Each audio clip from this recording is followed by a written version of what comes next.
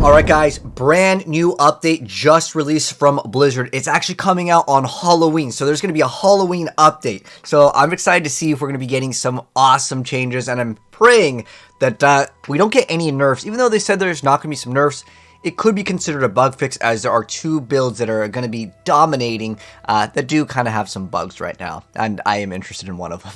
So starting right off, let's go ahead and get started. So again, these patch notes just came out today. However, the patch doesn't come out till Halloween, which is the 31st here. So anyways, first off, one of the newer changes, and I think this is a fantastic change, it says added a refund all button to Paragon boards. This is actually pretty helpful, but I think one thing that would be a really nice update, just to give them constructive feedback as a Diablo partner, because they watch our videos.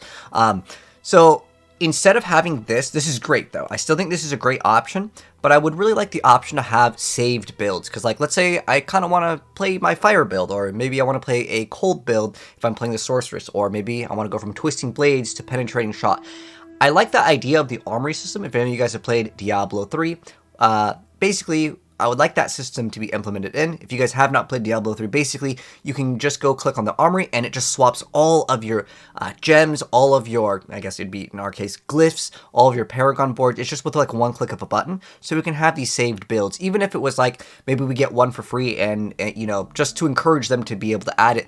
The more slots that we could unlock, maybe it could be something that we either earn in terms of a season journey. That'd be cool. Or even if it was a microtransaction, just give us a couple for free. And if we want to add more, I think that way we would have more diversity, because a lot of players don't really want to spend all the time unspecking out. And that's kind of myself included to an extent, but as a content creator, you got to do it sometimes. But that's how I feel about this. Cool changes, but I think armory system would be great. Next up though, training dummy. So this is one of the things that I've been super excited about, as it's supposed to be an unkillable foe, and so we can start to test out our DPS. And this is very important, because while I was doing some testing on certain builds, sometimes people would ask, is this gem better or is this gem better? And honestly, now we can have definitive proof, with exception of maybe some stray numbers.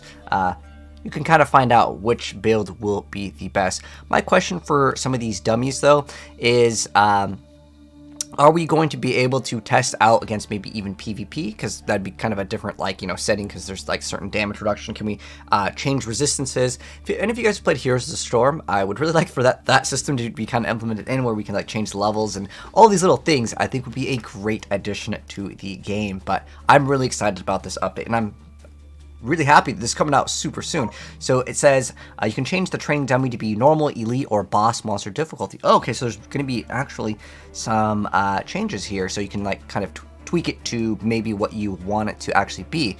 This is great. But as long as we can get like on-kill effects too, that'd be awesome. But nonetheless, this is going to be one of my favorite things. Now, Season of Blood, what else is being changed? I want to see the Halloween update. So it says blood wells now drop more piles of potent blood, slightly increasing the total average amount drop. So they're boosting. So before you got one pile of 45 to 60, and now it's 5 to 9. So what is this? 72 and whatever 5 times 8 is. So overall, we're just going to be getting a little bit more. Like the higher end against 72 is like a 12 difference. So on top of that, they added additional information to Vampiric Power tooltips to clarify what their next rank will increase. Okay, I just think the menu interface could be kind of reworked, but at this point, I've already maxed out everything, so I don't really care too much about it. Added additional information about the Vampiric Powers upgrade screen that communicates the amount of packs required for the power's activation cost. Okay, miscellaneous. The search area has been reduced for all whispers that require the player to find and kill a specific monster. Okay. Cool. And then bug fixes, they fix an issue where the screenwriter wouldn't fully read the Hunter's Acclaim title. And then dungeon fixes. Okay, so they fix an issue where the progress of the damn dungeon could be reset from leaving the area during the travel to some sort of objective. They also fix an issue with the Whispering Pines dungeon, where the doors would randomly appear in areas they shouldn't. What lies behind door number 3? Hell, oh, maybe is this a secret like portal that they're giving a hint towards? Because I know a lot of people are trying to find that cow level, but I want to see what the new gameplay updates are, if they're nerfing anything. Again, even though they said they weren't nerfing something in a tweet, could be considered a bug fix, right? So they fixed an issue where the Waves of Darkness event sometimes didn't reward Grim Favors. Okay. Gameplay. Okay. Fixed an issue where Shrine Bluffs weren't applied. Is this all bug issues? Fix an issue where Varshan... I'm going to just kind of skim these. Okay, fix an issue where Temerity would only apply its overheal barrier at full health, instead of including excess healing when a source of healing would take the player beyond full life. Okay. Fix an issue where monsters spawn by hell portals in a nightmare dungeon. Okay, so these are just like kind of like bug fixes. Okay. Oh, hold on.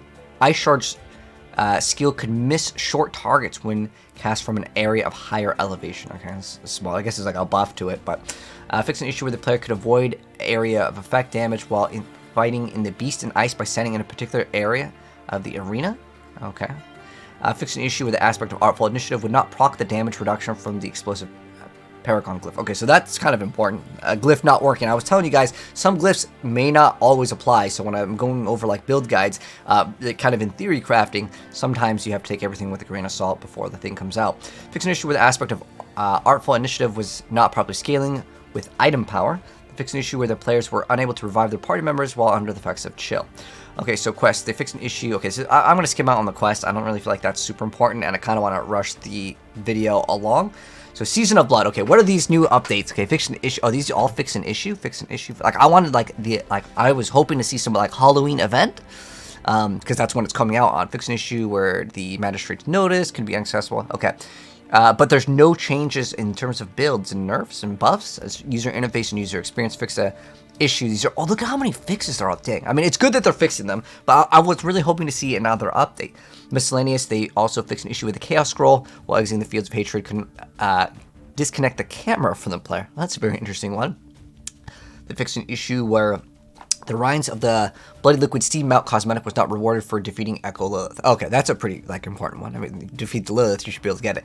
They fixed an issue where Cinders would not be reset once a Helltide ended. Oh, okay. I think we should be able to keep them. I think that's really not that big of a deal, just like the Bloodlures, right? Anyways, they also fixed an issue with the Cinder cost of the Tortured Gift of Living Steel was 280 instead of the displayed 300. It now costs 300. Okay, so this was actually a thing that someone actually showed me in stream. So before, you could actually open it up for a 20 less than what it said, which was, you know, obviously better. So that's kind of a nerf, but it's really minor. The fixed an issue where riding a mount that had no armor would cause a player character to appear as carrying invisible reins. Fixed an issue with the dagger option that was not available at the Purveyor of Curiosities for Sorceress. Fixed an issue where uber unique items were not always dropping at their maximum roll values. Whoa, wait, this is a buff. I didn't know this because now what that means is I didn't even know that they weren't dropping because, like, I have a Shaco that's a 19% out of 20. So does that mean they're always 20 now, or is the other numbers? I just got really lucky and I got 2 perfect Shacos with the exception of, like, the damage reduction. Okay, so I guess in theory, some people weren't getting, like, perfectly rolled items, and now, is this going to make it so if we update the game and we hop in on the 31st, are all of our other ones that weren't perfect, are they also getting updated? Because this happened before with other uniques, they would actually gain the brand new power or the change in update, where some of them actually kept the same stats. I don't know. But at the end of the day, I'll let you guys know on the 31st with this, because this could be actually pretty big. So you may actually right now want to save your items that aren't perfect, because when the update rolls out, it may change. This has happened before, but it's good. That way, if you happen to have like a low roll and it's like, let's say, a very specific item, I don't know, Ring of the Starless Skies or something, and you're like, well, it just didn't roll perfect, so I was going to salvage it. Maybe keep it for this update. Various performance, stability, and visual improvements. And that's the patch. Okay, so it's mainly a bunch of bug fixes, but the other change to the Uber Unique was kind of a surprise. That would be essentially a buff to the Uber Uniques in the rolls, not the chance for it to drop. Now, I just got to Control F right here because I got to type in Ball Lightning. Oh, wait, hold on. Oh, wait, this is, wait. Oh, wait, is this past this, though? Hold on, okay. Because I think we are past, okay, so I'm only interested in, not the 17th, I'm only interested in the more recent one. So Ball Lightning, I guess it automatically opens it if I just type in, like, Control F, okay.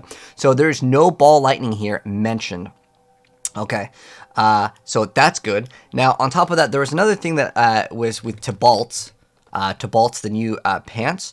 So, this item is just explaining that there's a new item. It doesn't even go over. Okay, so I just had to double check because there are 2 specific things. Like, Ball Lightning is a bug skill. That's why it does so much damage. And then on top of that, Tibalt's has a bug with a rogue, which allows you to one-shot everything. Okay, they're not mentioning any bug fixes here regarding those. So That means, guys, we're going to be doing a lot of crazy stuff very soon on the channel if you guys do want to see it, and we'll be doing some training dummy testing to see how much damage we can actually output. But what do you guys think of this update? Were you guys kind of surprised? I honestly thought we were going to get a Halloween update. I mean, it's on Halloween.